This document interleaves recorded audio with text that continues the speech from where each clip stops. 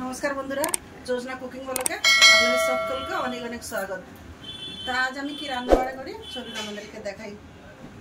आज के आमी डिम रान्नबो अन्यरकम एकटु भापा करे डिम रान्ना करबो आलू दिये झाल। चलुन डिम भापाटा पहले बुझ करते आसि। डिम भापार जोन्नो आमि ना 4टा डिम भेंगे फाटिয়ে নেব। 4টা ডিম আমি ভেঙে নিলাম। এবার দিয়ে দেবো পরিমাণ মতো লবণ আর স্বাদের জন্য একটু পেঁয়াজ কুচি একটু কাঁচা লঙ্কা কুচানো। ভালো করে ডিমটা ফাটিয়ে নেব, খুব সুন্দর করে ফাটিয়ে নেব। ডিমটা আমার ফাটানো হয়ে গেছে। এবারে টিফিনে আমি ডিমটা বসাবো, তার জন্য আমি তেল নিয়ে গুলে নিচ্ছি একটু। টিফিনে আমি ভালো করে এরকম তেল গুললাম। এবার এতে ডিমটা দিয়ে দেবো।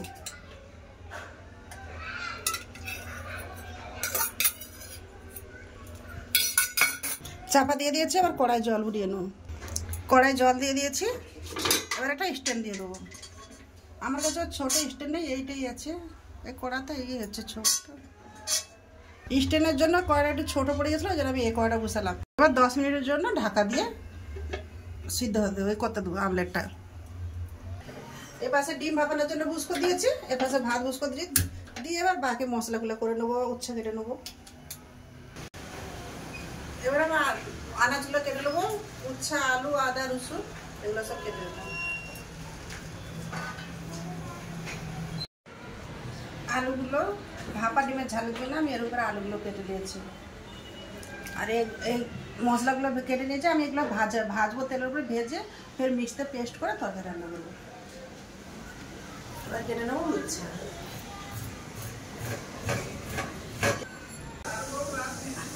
কাটা হয়ে গেছে? হ্যাঁ, সব কাটা হয়ে গেছে। এবার এগুলো গুছিয়ে দিয়ে নিয়ে যাবো রান্না করে।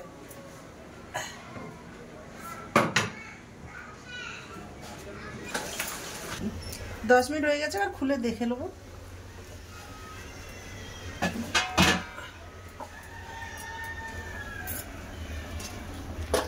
গরম আছে। টিফিনটাকে কাপড় দিয়ে ধরে লাগিয়ে দিচ্ছি। ডিম পপেট হয়ে গেছে, একটু লেগে নেই। যদি কাঁচা থাকতো তো চাকুতে লেগে থাকতো, একটু লেগে নেই, হয়ে গেছে। এবারে এটা ঠান্ডা হোক। আমি এই কড়াইটা লাভিয়ে অন্য একটা কড়াই ইউজ করে দিচ্ছি মশলা ভাজার জন্য। এবারে এই কড়াইটা আমি ইউজ করে দিলাম। কড়াইটা গরম হোক। কড়াই গরম হয়ে গেছে। এবার কম করে সরষে তেল দেবো কড়াইতে। দিয়ে দেবো গোটা গরম 3টা এলাচ দিয়েছি, 5টা লং, একটা দারচিনির টুকরা দিয়ে দেবো। আদা, রসুন, পেঁয়াজ, একটা কাঁচা লঙ্কা দিয়েছি, টমেটো,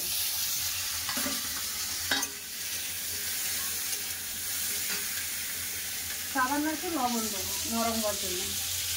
4-5টা কাজু দিয়ে দিচ্ছি। এপাশে মশলাটা ভাজা হচ্ছে। এপাশে আমি পনিরটাও কেটে নিয়েছি। পনিরটা আমার একটু ভেঙে পনির হচ্ছে, ডিমটা আমার একটু ভেঙে গেছে। পনিরের সাথে সেভ দিয়ে নিচ্ছি। দেখুন একটু ভেঙে গেছে, বাকি এমনিতে সব ঠিক আছে। কত সুন্দর হয়ে যায় এরকম। ভাতটা আমি গড়িয়ে নেবো। মশলা আমার ভাজা হয়ে গেছে, আমি এবার ঢেলে নেবো। এক কড়াই আবার তেল দিয়ে দেবো আলু ভাজার জন্য। দিয়ে দিলাম সরষের তেল। তেল গরম হয়ে গেছে। আর আলুগুলো দিয়ে দেবো। লবণ,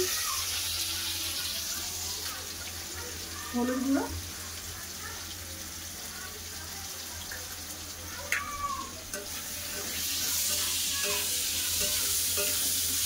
চাপা দিয়ে ভেজে নেবো। একটু নরম নরম হয়ে যাবে। ভেজে রাখছিলাম, ওটা মিক্সতে পেস্ট করে নিয়ে আসবো। মিক্সতে নিয়ে নিলাম। সামান্য একটু জল দিয়ে নেবো।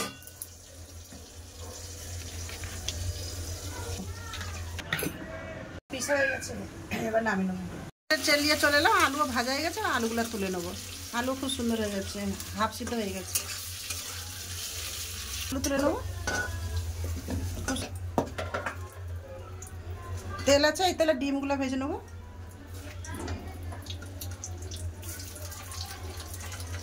ডিমে বের করতে একটু ভেঙে গিয়েছিল, ওই জন্য একরকম শেপ দিতে পারি না। আপনারা কিছু মনে করবেন না বন্ধুরা। এরকম করে আমি ভেজে নিয়েছি। তুলে একটু লাল লাল হয়ে গেছে, তুলে নিচ্ছি। দেখো কত সুন্দর হয়েছে, একদম নরম তুলতুল করে উঠে যাচ্ছে। এগুলো খুব সুন্দর করে ভাজা হয়ে গেছে। এবার তুলে নেব। সব ডিম ভাপাগুলো আমার ভাজা হয়ে গেছে। এতে ডিম ভাজা তেল আছে, আর একটু আমি সরষা তেল দিয়ে দেবো। ফোড়নে দিয়ে দেবো জিরা, গোটা জিরা, একটা তেজপাতা, একটা শুকনো লঙ্কা। এবার দিয়ে দেবো যে মশলাটা ভেজে পেটে রেখেছিলাম সেটা দিয়ে দেবো। দিয়ে দেবো ধনে গুঁড়ো, লঙ্কা গুঁড়ো, কাঁচা লঙ্কা দিয়েছিলাম আর পুরো লঙ্কা আছে, কম করে লঙ্কা গুঁড়ো দেবো। দিয়ে দেবো হলুদ গুঁড়ো, দিয়ে দেবো লবণ। ভালো করে মশলাটাকে কষে নেবো। ভাজা মশলাটা বেশিক্ষণ কষবো না, তেল ছেড়ে দিয়েছে। এবার ভেজে রাখা আলু দিয়ে দেবো। দিয়ে দিলাম ভেজে রাখা আলু।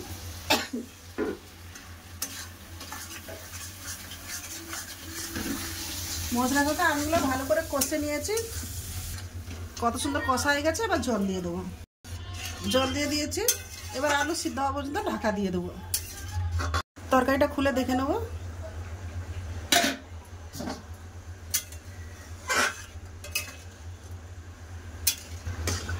আলু খুব সুন্দর সিদ্ধ হয়ে গেছে। এবার ডিম দিয়ে দেবো, ভাজা ডিম দিয়ে দেবো।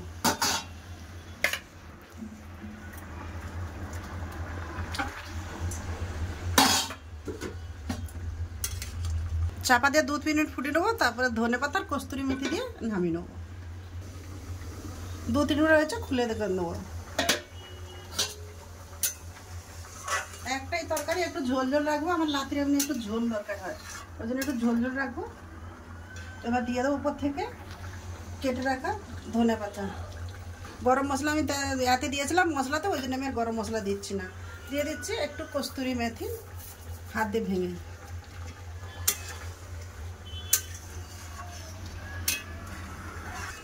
সব ভালো করে মিশিয়ে নিয়েছি, ভালো করে ফুটেও গেছে। এবার নামিয়ে নেবো। আপনারা আপনাদের হিসাব মতন ঝোল রাখবেন। উচ্ছা ভাজার জন্য আমি এই কড়াইটা বুঝ করে দিলাম। উচ্ছা ভাজার জন্য কড়াই আমি দিয়ে দিচ্ছি সরষের তেল। তেল গরম হয়ে গেছে, এবার উচ্ছা ভাজা দিয়ে দেবো। আমি লবণ হলদি মাখিয়ে রেখে দিয়েছিলাম।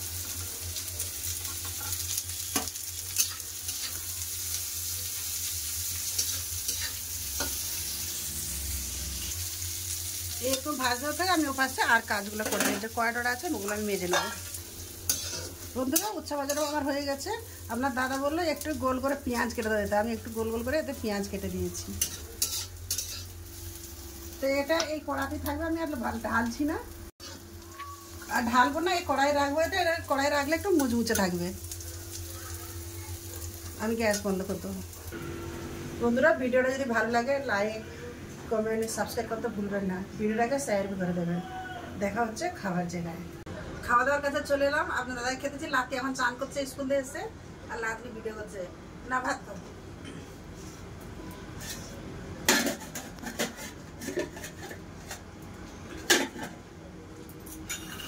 উচ্ছা ভাজা, পেঁয়াজ দিয়ে উচ্ছা ভাজা। একটু তিতাই লাগে। তিতা লাগেনি? একটু তিতা লাগেনি। তুমি খাও না, ওই জন্য ভালোবাসো, তিতা লাগেনি।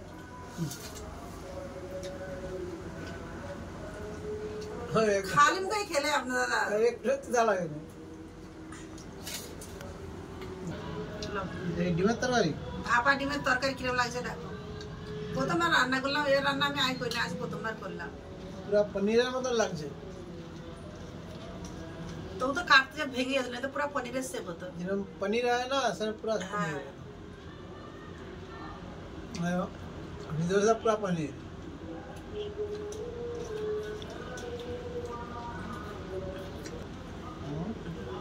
ঢাকা দিয়ে ভাজা করছিলাম না।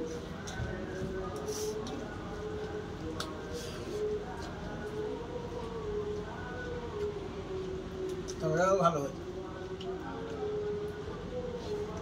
নুডলস সব ঠিক ভালো। লাতি চান করে আসতে বলে তুমি খেতে বসে, আমি আসতেছি না, আমি খেতে বসে গেলাম।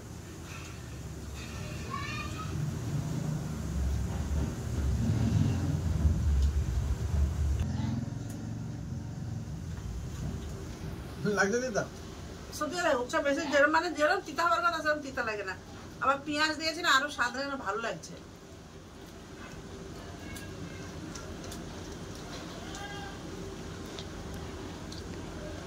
মনে হয় যেন উৎসাহেই সব ভাত খাওয়া যাবে।